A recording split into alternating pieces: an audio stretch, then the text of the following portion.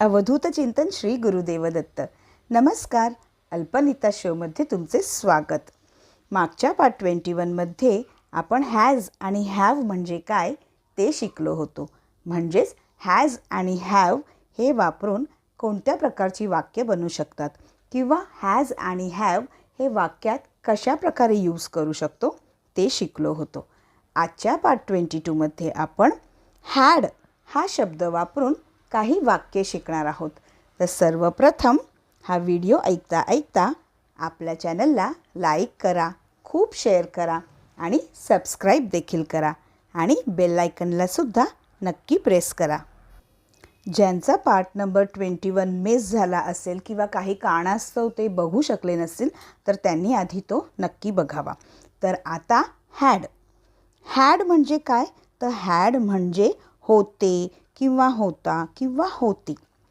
ठीक आहे. हॅड हे सुद्धा काय आहे? एक हेल्पिंग वर्ब आहे.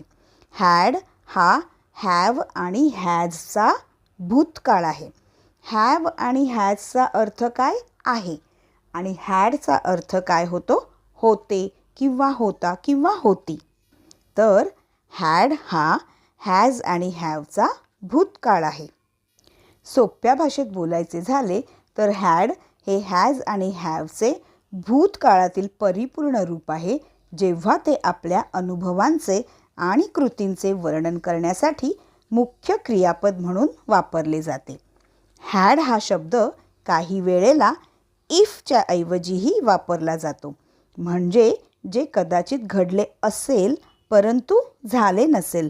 उदाहरणार्थ, तो यशस्वी झाला असता. म्हणजे याचा अर्थ तो यशस्वी झाला असता तर. ठीक आहे. तर आता आपण हॅड या शब्दाच्या भूतकाळातील परिपूर्ण रूपाचे काही वाक्यांश बघूयात. म्हणजे काही वाक्य बघूयात आणि त्यांचे अर्थसुद्धा बघूयात. ठीक आहे. तर पहिला आहे, yesterday I had bread butter and a cup of T. म्हणजे काल मी ब्रेड बटर आणि 1 कप चहा घेतला. ठीक आहे.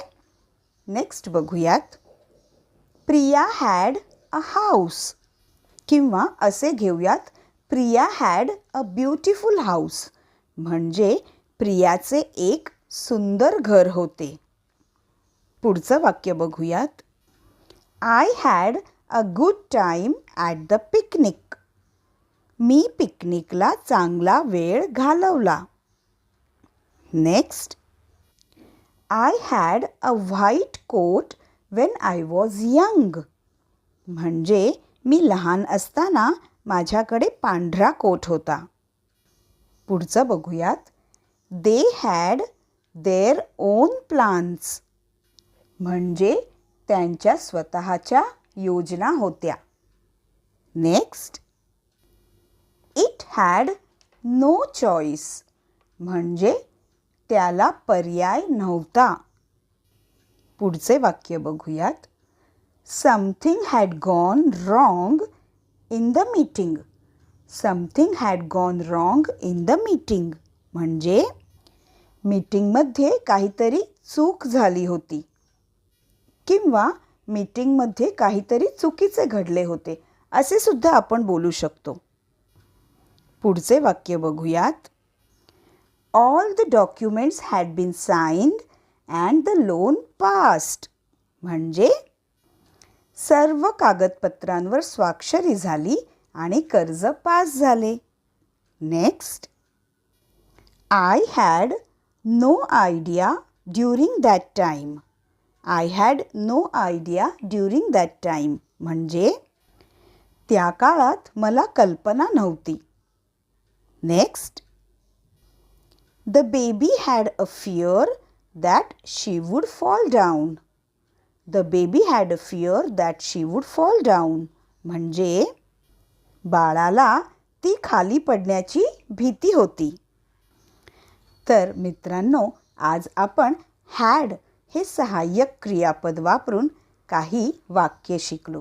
तुम्ही सुद्धा हा व्हिडिओ पुन्हा पुन्हा ऐका आणि या व्हिडिओला लाईक करा, शेअर करा आणि आपल्या अल्पनिता शोला सबस्क्राईब देखील करा आणि बेल आयकनसुद्धा नक्की प्रेस करा.